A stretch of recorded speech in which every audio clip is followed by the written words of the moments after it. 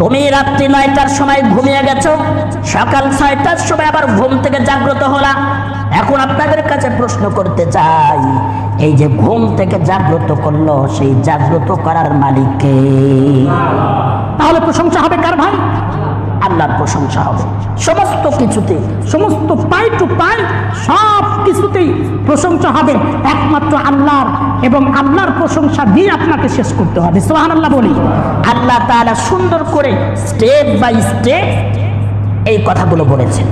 আল্লাহ রাসূল সাল্লাল্লাহু আলাইহি সাল্লাম নামাজ পড়াচ্ছেন, সূরা ফাতিহার পর অন্য একটা সূরা মেলানোর পর, সূরা ফাতিহা শেষ করার পর অন্য একটা সূরা মেলানোর পর যখন তিনি রুকুতে যাবেন, আল্লাহু আকবার বলে রুকুতে গেছেন, রুকু থেকে যখন আবার উঠে গেছেন, সামি আল্লাহু লিমান হামিদা বলেছেন। এমন সময় কোন সাহাবীকে তা বলাও হয় নাই